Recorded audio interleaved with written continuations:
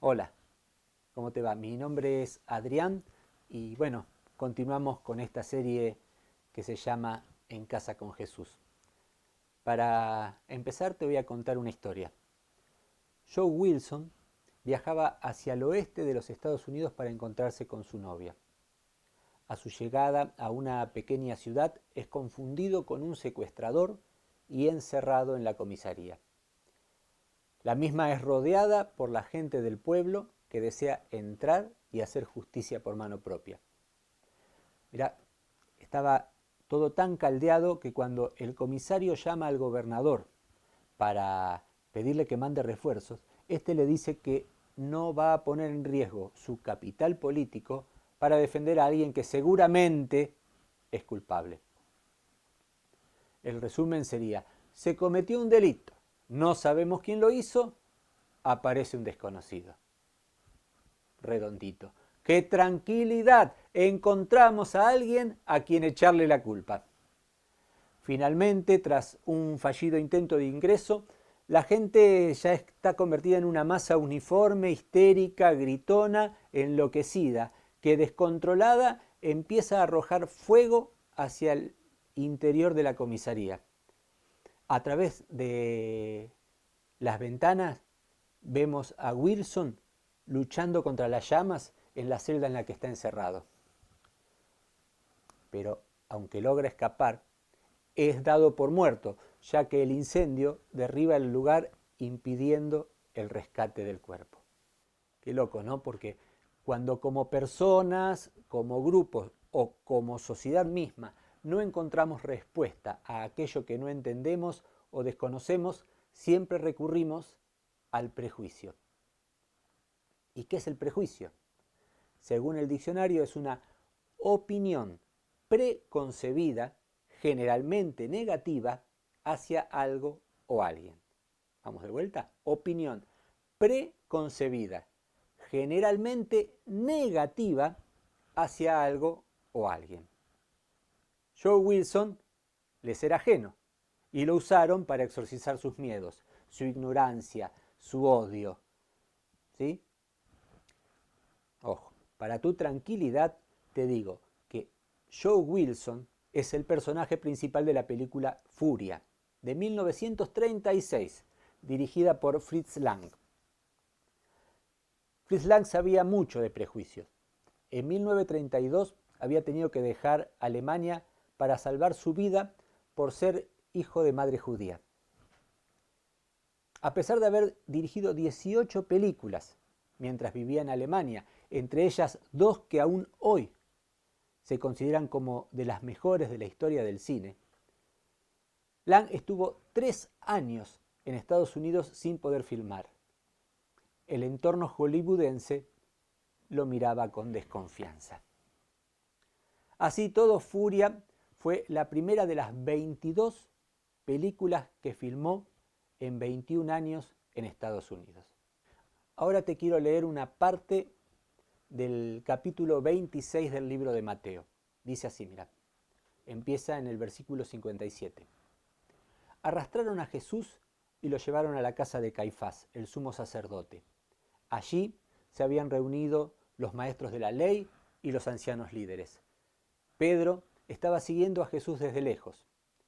Llegó hasta el patio del sumo sacerdote, entró y se sentó con los siervos para ver qué iba a pasar con Jesús.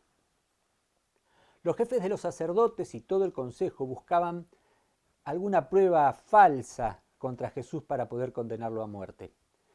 Pero aunque vinieron testigos y dijeron mentiras, no pudieron encontrar ninguna prueba. Finalmente, 2 hombres vinieron y dijeron, este hombre dijo, yo puedo destruir el templo de Dios y reconstruirlo en 3 días. Entonces el sumo sacerdote se levantó y le preguntó a Jesús, ¿no vas a responder nada? ¿Qué es esta prueba que estos hombres tienen en tu contra? Pero Jesús se quedó callado. Entonces el sumo sacerdote le dijo, te estoy poniendo bajo juramento en el nombre del Dios viviente. Dinos si tú eres el Cristo, el Hijo de Dios. Jesús le dijo, sí, lo soy. Tú lo has dicho. Sin embargo, les digo que ustedes verán al Hijo del Hombre sentado a la derecha del Todopoderoso, llegando en las nubes del cielo. El sumo sacerdote se rasgó las vestiduras y dijo: Él ha ofendido a Dios. ¿Para qué necesitamos más testigos? Escuchen ustedes, acaban de oír semejante ofensa. ¿Qué piensan? Y ellos respondieron: es culpable y merece morir. Se habían reunido de noche, casi en secreto. No era conveniente que los seguidores de Jesús se enteraran. A diferencia de nuestros tiempos, en los que cualquier paparulo expone abiertamente y con orgullo sus prejuicios en las redes sociales, los hombres del Sanedrín intentaban dar una apariencia de justicia y formalidad. Pero en realidad, ellos no querían escuchar a Jesús. No les interesaba en absoluto, solo querían condenarlo. Eso era algo que ya habían decidido hacía bastante tiempo y solo faltaba encontrar el momento propicio. Fíjate que ante la primera acusación, Jesús optó por quedarse callado. Después, con solemnes palabras introductorias, el sumo sacerdote exige una confesión terminante de si Jesús es el Mesías. Y no se trata de la fórmula que vemos en las series y las películas: todo lo que usted diga podrá ser usado en su contra, sino más bien, todo lo que diga será usado en su contra. Porque nosotros ya sabemos que usted merece ser condenado. Si a nuestra acusación usted contesta que sí, no hace más que confirmar aquello que ya sabemos. Y si dice que no, además de culpable, es un sinvergüenza y un mentiroso. Sí, lo soy, fue la respuesta de Jesús cuando el sumo sacerdote le preguntó si era el Hijo de Dios. ¡Ah, no! ¡Blasfemia! ¡Ha ofendido a Dios! ¡Ustedes lo escucharon! Jesús blasfemo. Tal vez el sumo sacerdote haya sido el creador de las fake news, tan de moda en nuestra época. Los miembros del Sanedrín dan la sentencia, por la cual lo condenan a Jesús a pena de muerte. La condenación solamente fue posible porque ya antes estaba sentenciada, desde el momento en que habían rechazado a Jesús. Fíjate que Juan 1:11 dice: vino al mundo que le pertenecía, pero su propia gente no lo aceptó.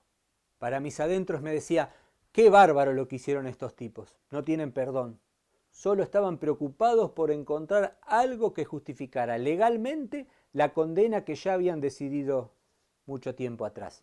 Qué mala gente. Y mientras pensaba en esto, escuché: ¿por qué te fijas en la pajita que tiene tu hermano en el ojo, pero no te das cuenta de la viga que tenés en el tuyo? Mateo 7:3. Apa, claro. ¿Y por casa cómo andamos? Que los villeros, que los bolitas, que los negros, que los planeros, que los yuta. Seguimos mentalmente con los que se te ocurran. Me gustó esto que leí hace unos días. El prejuicio condiciona no solo la manera en la que la persona se acerca a los hechos, sino también los resultados que obtendrá de los mismos. No importa la cantidad de evidencia e indicio que la realidad presente, estos serán reinterpretados en base al prejuicio o simplemente ignorados. Basta pasar un rato por Facebook o Twitter o algunos de los medios autodenominados periodísticos para confirmarlo, ¿no? Además, el prejuicio nos afirma, porque como prejuicioso necesito que vos seas el malo para yo ser bueno, que seas el equivocado para tener razón. Los miembros del Sanedrín necesitaban que Jesús sea el blasfemo, para no serlo ellos. Como la vez pasada me quedé con las ganas de spoilear El jinete pálido, esta vez no lo voy a hacer. Es decir, no me voy a quedar con las ganas. La cuestión es que Joe Wilson está escondido, pero para todo el mundo estaba muerto. Y comienza el juicio por asesinato contra los que habían incendiado la comisaría y, se suponía, habían causado su muerte. Y la verdad es que Joe la disfrutaba. No le parecía mal que pagaran por lo que habían hecho. Y llegó el día del veredicto. Y Joe no pudo hacer otra cosa más que presentarse en la corte y evitar que esos tipos fueran condenados por un asesinato que no habían cometido. Jesús sí fue condenado, a muerte, y sin haber cometido delito alguno. Pero volvió, y no de su escondite como Joe, sino que volvió de la muerte y para salvarnos a nosotros.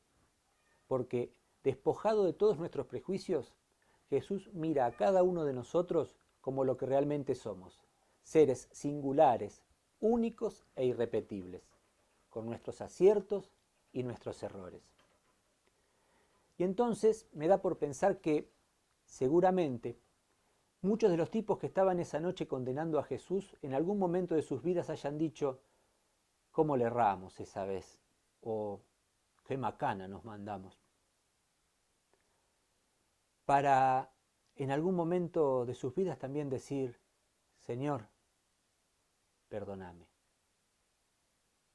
Y anhelo de todo corazón que ahora estén en su presencia. Yo le pido a Dios que cada día nos muestre los velos que nublan nuestro entendimiento, que nos despoje de todo prejuicio, para que podamos vernos unos a otros con el amor con el que Él nos mira a nosotros. Y para que podamos acercarnos al Señor, libre de todo lo que nos condiciona, dispuestos a encontrar en su palabra las respuestas que necesitamos y no las justificaciones que deseamos. Te bendigo. Gracias por estar con nosotros.